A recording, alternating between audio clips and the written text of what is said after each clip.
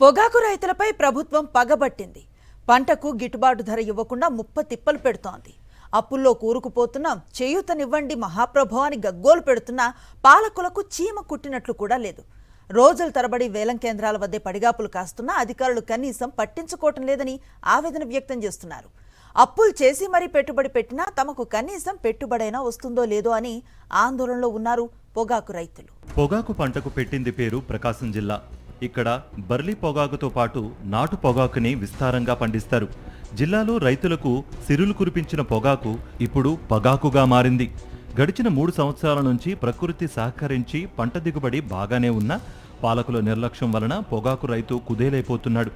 YS Jaganmohan Reddy ప్రభుత్వ హయాంలో క్వింటా పొగాకుకు 32,000 నుంచి 38,000 వరకు పలికితే కూటమి ప్రభుత్వం వచ్చాక క్వింటా 22,000 రూపాయలు కూడా పలకడం లేదని రైతులు ఆవేదన వ్యక్తం చేస్తున్నారు.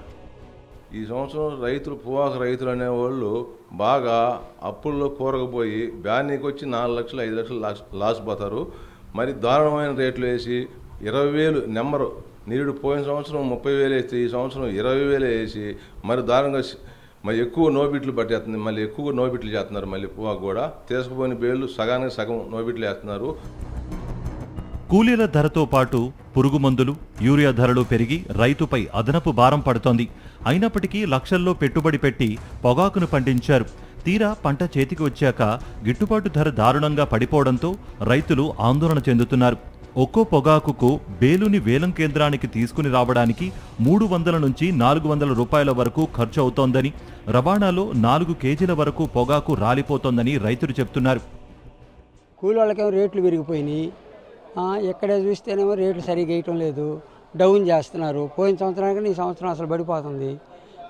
పట్టించుకునే వాళ్ళు లేరు ఇక్కడ. అది సమస్య. అమ్ముకొని ఏం చేస్తాం? వచ్చిన రేటుకు మళ్ళీ ఇచ్చేసి పోతున్నాం. ఇంకా మేము ఏం చేసాం? తీసుకుపోయి ఏం చేయాలా? మా పరిస్థితి ఇంకా ఇబ్బందిగా ఉంటుంది. ఏమన్నా కూలీళ్ళకి డబ్బులు ఇవ్వాలంటే డబ్బులు లేవు. ఆ కూలీళ్ళు ఏమో గోల్ చేస్తుంటారు.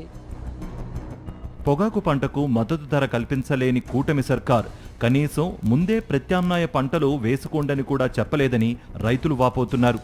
మీరు పండించండి, మేము పంట కొంటామని ప్రకటనలు చేసి ఇప్పుడు గిట్టుబాటు ధర గురించి అడిగితే పాలకులు పట్టనట్లుగా వ్యవహరిస్తున్నారని మండిపడుతున్నారు. వేలానికి పొగాకు బేళ్లు తీసుకురమ్మని చెప్పి కొనకుండా తిరిగి వెనక్కి పంపించేస్తున్నారంటూ ఆవేదన వ్యక్తం చేస్తున్నారు. మాకేదో అనుకూలమైన రేటు ఇచ్చే పని అయితే మేము బాగుపడతాం, లేకపోతే మేము చాలా ఇబ్బంది పడిపోతాం సార్. కొనడం లేదు, చెక్కు మార్చి చెక్కు వెళ్ళిపోతున్నారు అవతలకి. మేడం గారు ఏంది పరిస్థితి, ఏదైనా తీసుకోండి మేడం గారు అడుగుతున్నా కానీ వాళ్ళు పక్కకు దాటిపోతానే ఉన్నారు. ఇట్లా ఎన్నాళ్ళు కొనసాగిద్ది కూడా మాకు కూడా అర్థం కాకుండా పరిస్థితి అయిపోయింది. మద్దతు ధర లేక ఇబ్బందులు పడుతున్న పొగాకు రైతులకు అండగా నిలిచారు వైఎస్ఆర్సీపీ నేతలు. ప్రకాశం జిల్లా పొదిలి టొబాకో బోర్డుని సందర్శించారు. గతంలో వైఎస్ జగన్ పొదిలి పొగాకు బోర్డును సందర్శిస్తే రైతులపై అక్రమ కేసులు పెట్టిన కూటమి సర్కార్కి రైతులకు గిట్టుబాటు ధర ఇవ్వడం తెలియదా అని వైఎస్ఆర్సీపీ జిల్లా అధ్యక్షుడు ఎమ్మెల్యే బూచేపల్లి శివప్రసాద్ రెడ్డి నిలదీశారు. ఈ పొగాకు వేసిన రైతులందరూ కూడా ఒక బ్యార్నీకి ఈరోజు చూస్తుంటే వేలం కేంద్రంలో ఒక మంచి పొగాకు అయితే 22,000 ఉంది.